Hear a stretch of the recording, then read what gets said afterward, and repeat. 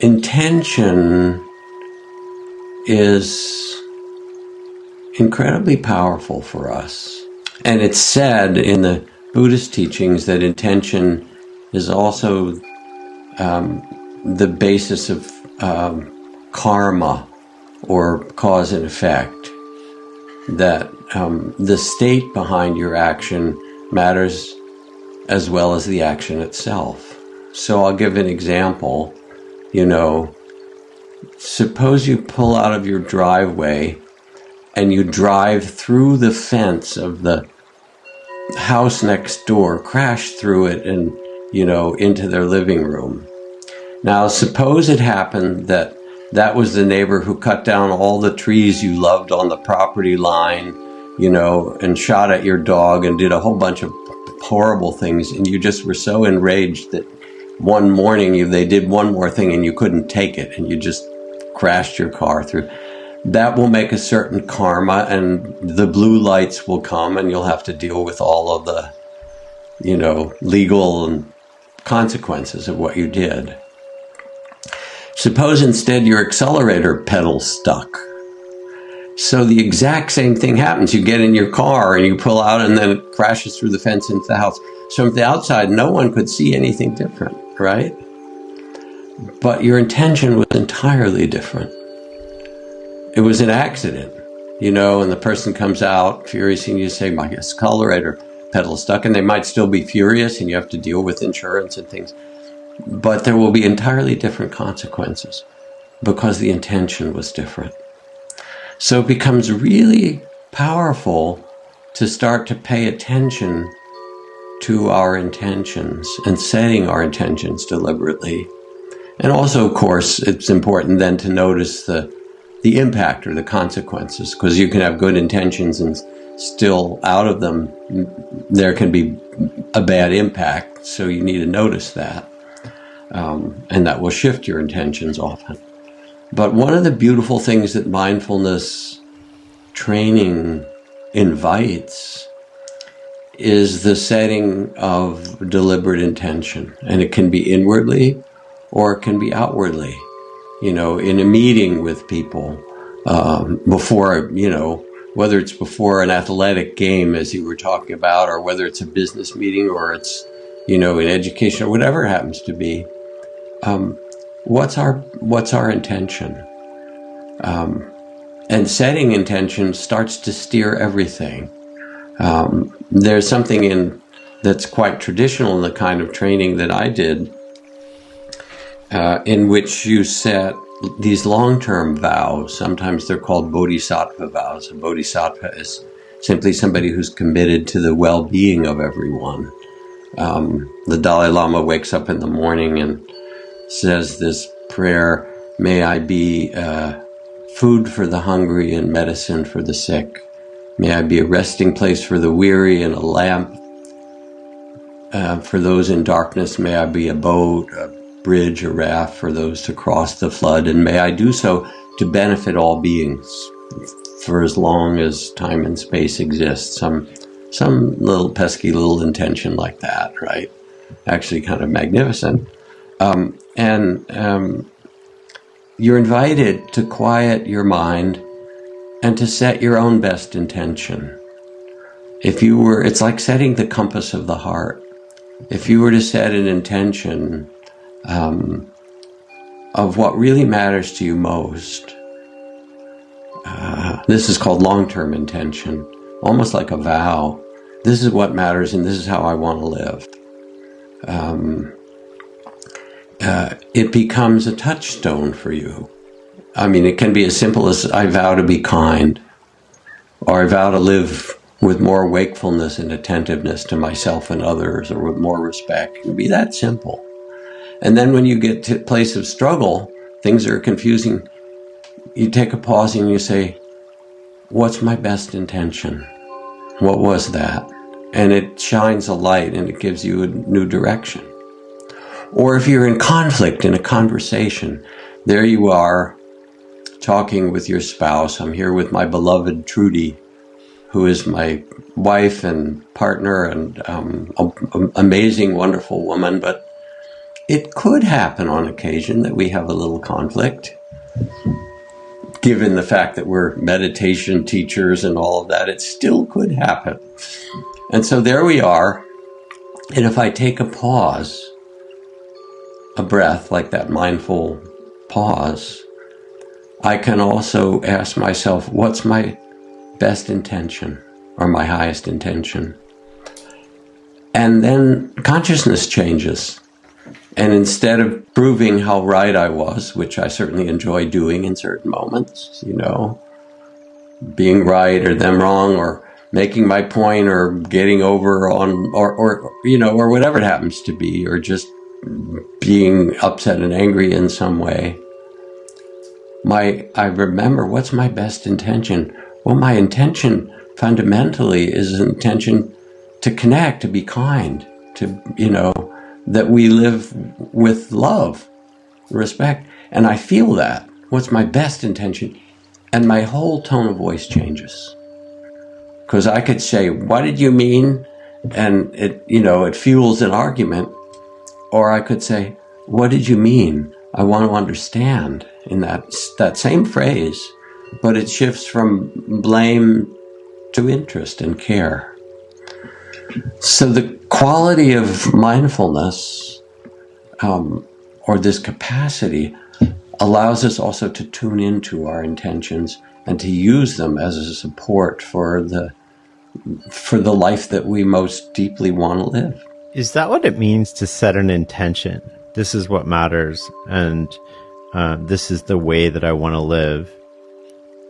And then how often should we consciously evoke those intentions when we're not in a moment? Like, should we just wake up and think these? Should we?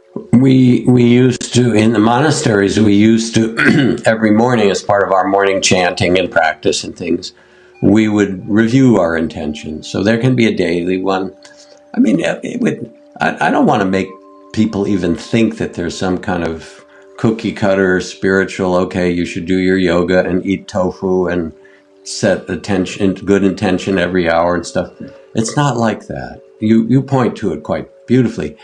In moments of difficulty or conflict, taking a pause and asking what's my best or highest intention shifts your state of consciousness. Periodically, whether it's the start of the day or a week or some new venture or some new adventure, it can be helpful to reflect on, what's your best intention. But it's really organic, and it's, in a way, what I want to say is, what works for you? We're sort of part of this always on, go, go, go culture. In what ways does that striving help us, and in what ways does it hurt us? So Thomas Merton, who is a great Christian mystic, said to allow oneself to be carried away by a multitude of conflicting concerns, to surrender to too many demands, to commit oneself to too many projects, to want to help everyone, is itself to succumb to the violence of our times. So let me ask you, again, now we're back on the basketball court, where you want to win the game, or now we're in the terrain of running a business or teaching a class or something like that.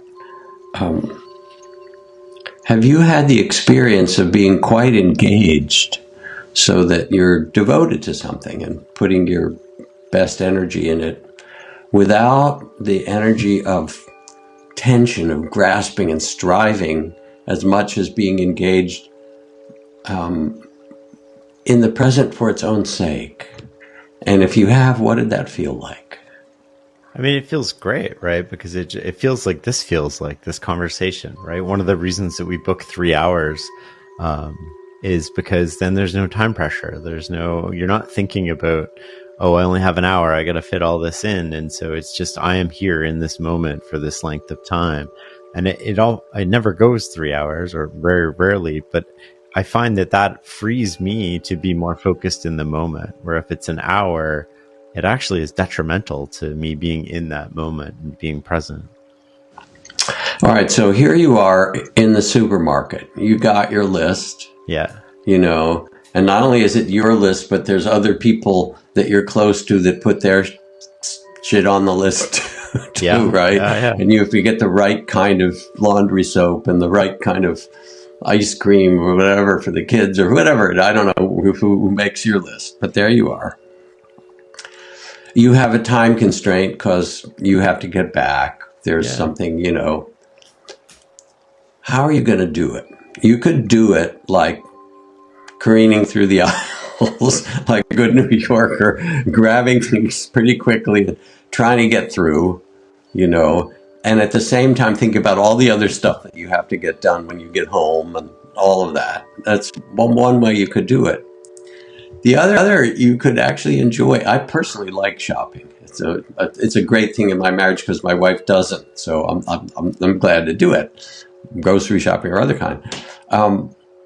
But you could do it and have fun. You could do it, and I bet you have at certain points, and say, now I'm shopping. Let me enjoy this. And it doesn't mean you're going to be much slower. You're not going to be the speed freak, But let me feel my steps and enjoy and be present and not try to work everything else out in my life. I'll just, there's one Zen saying that says, when you sit, just sit, and when you eat, just eat. To just be where you are, and you can practice this, and you start to pay attention to what it's like when you do it in a gracious way. And it doesn't mean you can't set a goal.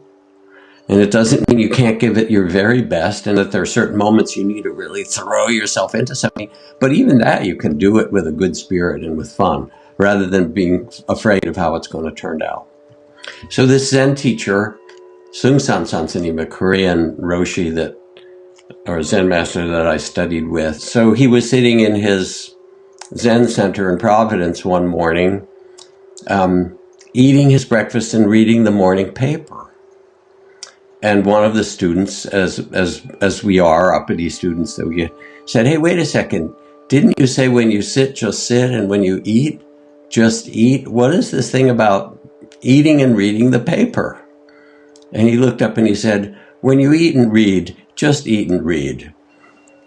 And, it was kind of a fun dialogue. But the idea of it is still an invitation to bring this quality of mindful presence to actually be where you are more fully. Because honestly, 90% of your thoughts are repeats. Maybe more than that when you sit in meditation and you kind of notice what's going on in your mind. It's a little bit like being stuck in Motel 6 at night with the shopping channel on or whatever, or some other channel. It could be, whatever your favorite channel is. But they're not new. And it's the brain and the mind reciting certain things. And you can say, thank you, I appreciate it. That's what minds do. And then you can tune into a deeper quality of being present. There you are in the supermarket. And say, all right, let me be here. I'm not going to try and solve the problems of my life right now. I'll take my time to do it. And then, of course, once in a while, as you don't pay attention to your thinking, some good new intuition comes. I don't want to put it down. Thought is a great servant. It's just not a good master. You don't want to let it run your life. You want the quality of presence and compassion to run your life and thoughts to serve that.